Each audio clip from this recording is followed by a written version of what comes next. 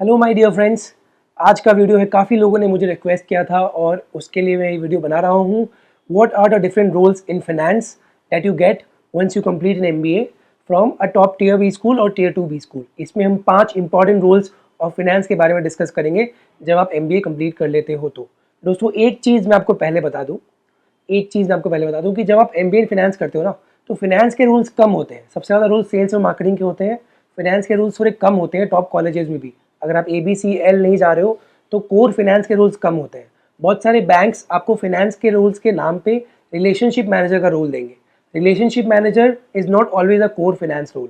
Relationship manager का काम होता है सेल्स बढ़ाना कंपनी का। HNI क्लाइंट्स से या तो अब डील करना पड़ता है जो इंडिविजुअल क्लाइंट्स होते हैं, या फिर कंपनीज होती है, मतलब इंस्टीट्यूशंस होते हैं। इन दोनों को डील करके आपको सेल्स करना होता है। HNI क्लाइंट्स को बोलना होता है कि जो भी अकाउंट आप हैंडल कर रहे हो वो अकाउंट उनको आप बेचो। अगर कंपनीज है तो उनको भी आपको अकाउंट बेचना पड़ता है। तो फाइनेंस का थोड़ा बहुत काम तो होता है, लेकिन फाइनेंशियल कंसेप्ट का काम करके आपको सेल्स बढ़ाना पड़ता है। तो ये कोर फाइनेंस रोल नहीं हुआ।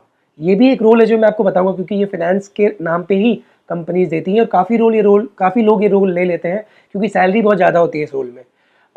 और ये सबसे ज़्यादा ऑफर भी होता है। रिलेशनशिप मैनेजर एक ऐसा रोल है जो आपको अहमदाबाद, बैंगलोर, कैलकाटा में भी ऑफर होगा, वहाँ पे 25 लाख की सैलरी मिलेगी। तो IMI, IMT4 में भी ऑफर होगा जहाँ 8 से 12 लाख की सैलरी मिलेगी। काम सेम होगा पर डिफरेंट टाइप्स ऑफ क्लाइंट्स होंगे जो उन्होंने बताया। किसी में नॉर्मल लोग होंगे, अगर आपके पास कोई आदमी है जिसके पास 10 करोड़ का खाता है तो वो HNI इन्वेस्टर हो गया। किसी में इंस्टीट्यूशंस होंगे, बड़े बड़े बैंक्स। ठीक है, तो मैं आपको पहले ही क्वेश्चन कर देता हूँ कि मैं फाइनेंस रूल्स की इसमें बात करूँगा, पर आप अगर MBA फाइनेंस कर रहे हो तो बहुत बार आप ऐसे दुविधा में आओगे कि आपको फाइनेंस और सेल्स वाले रूल्स लेने चाहिए या नहीं लेने चाहिए। तो दोस्तों ये आप पे निर्भर करेगा कि कॉलेज कौन सा है, कितने फाइनेंस के रूल्स आने वाले हैं। ठीक है, अब हम बात करते हैं top 5 finance rules after MBA और उनकी सैलरीज। सबसे पहला रूल दोस्तों जो हम काफ़ी लोग सुने इस बारे में वो है investment banking.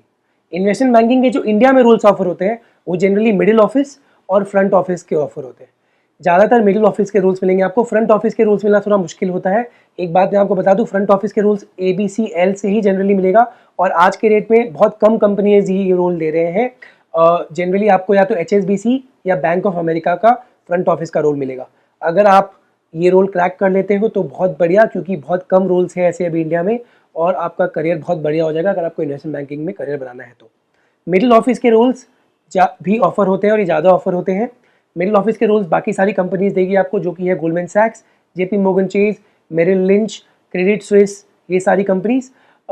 Investment banking generally 4 तरह के कैटेगरीज में डिवाइडेड है। एक है M&A, एक है रेजिंग डेट, एक होता है IPO मैनेज करना और रीस्ट्रक्चरिंग। ये 4 में डिवाइडेड है और इसमें आपको एक पर्टिकुलर सेक्टर मिलेगा। FMCG सेक्टर, बैंकिंग सेक्टर, इन सेक्टर्स के साथ आप डील करोगे। इन्वेस्टमेंट बैंकिंग में कमीशन बहुत ज़्यादा होता है।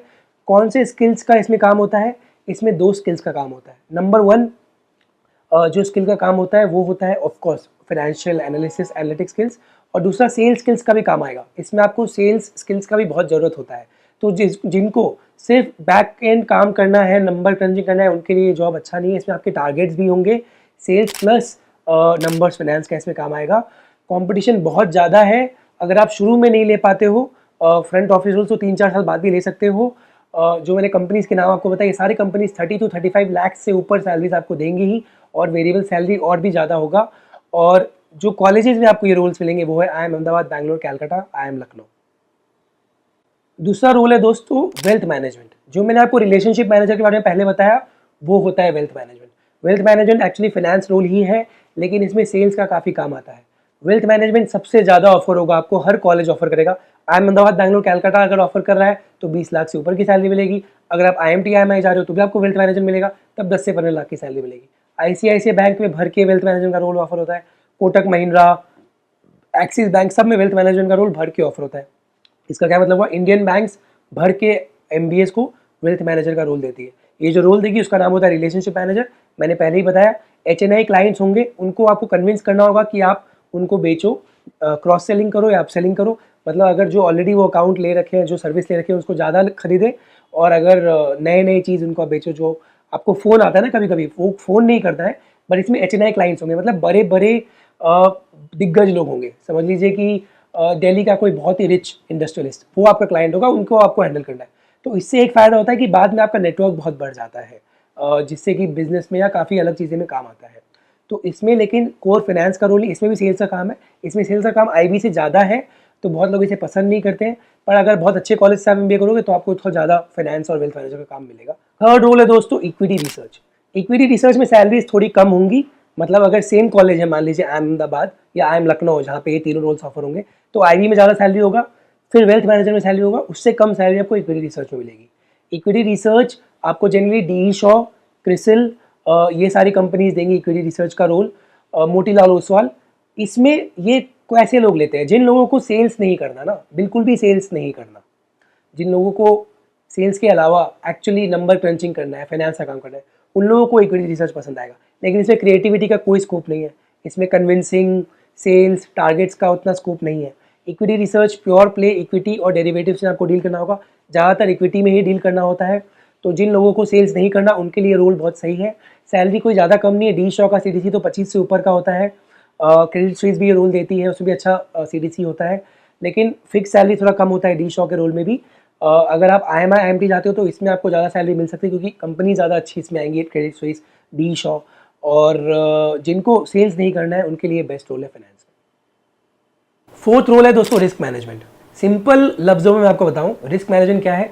अगर आप कोई बैंक जाते हो, बैंक से लोन लेते हो, एजुकेशन लोन तो बहुत इजीली मिल जाता है, मैंने वीडियो बनाया, पर कोई और टाइप का लोन लेते हो, तो बैंक आपका रिस्क डिसाइड करेगा कि इसको मैं लोन दूं तो ये लोन चुका पाएगा कि नहीं। यही सिंपल काम है रिस्क मैनेजमेंट का। लेकिन जितने ज़्यादा बड़े क्लाइंट्स, जितना बड़ा लोन उतना बड़ा काम। तो रिस्क मैनेजमेंट में भी बहुत सारे रोल्स मिलेंगे आपको, depending on the kind of college. छोटे कॉलेज में हो तो क्रेडिट रिस्क का छोटा कंपनी आएगा, बड़े कॉलेज में हो तो बड़े रिस्क और बड़ा पोर्टफोलियो का कंपनी आएगा। इसमें आपको फाइनेंशियल मॉडलिंग करना होगा, पीपल मैनेजमेंट भी करना होगा, बिकॉज इसमें क्लाइंट से इंटरेक्शन करना होता है। ये रोल आपको भी इंडियन बैंक्स देंगे, होलसेल बैंक्स भी देंगे। ये भी काफ़ी ज़्यादा ऑफर होगा आपको वेल्थ मैनेजमेंट के साथ।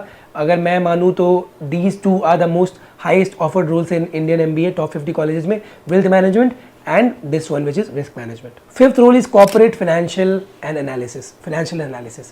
ये रोल आपको प्राइवेट कंपनीज में मिलेगा, जैसे रिलायंस देती है कॉर्पोरेट फाइनेंशियल एनालिस्ट का रोल। नॉर्मल काम है, किसी प्राइवेट कंपनी का जो फाइनेंशियल एनालिसिस का काम है वो इसमें मिलेगा। तो इसमें अगर आप अच्छे कॉलेज से हो तो स्ट्रैटेजी का भी थोड़ा काम आएगा, अगर थोड़े नीचे कॉलेज से हो तो नॉर्मल बैक एंड रिसर्च और एनालिसिस होगा।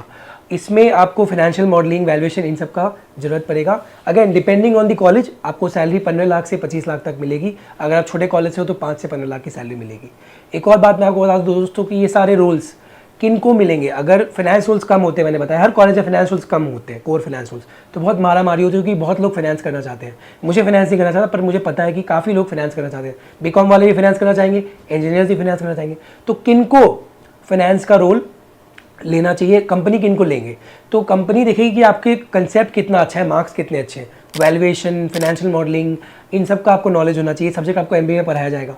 दूसरा बात, अगर आप CFA का लेवल 1 का सर्टिफिकेशन ले लो तो भी काफ़ी हेल्प करता है, क्योंकि इससे दो चीज़ होगा। इससे CV में तो आएगा CFA लेवल 1, पर उससे ज़्यादा आपको कॉन्सेप्ट्स क्लियर हो जाएंगे। CFA लेवल 1 कर लोगे तो आप वैल्यूएशन, मॉडलिंग, इन सबको अच्छे से जान पाओगे। इंटरव्यू फाइनेंस का कॉन्सेप्ट्स पे ही बेस होगा। तो ये आप कर सकते हो दोस्तों। ये थे फाइनेंस के रूल्स। मुझे बताओ आपका फेवरेट कौन सा है। Keep watching, I am guy, all the best.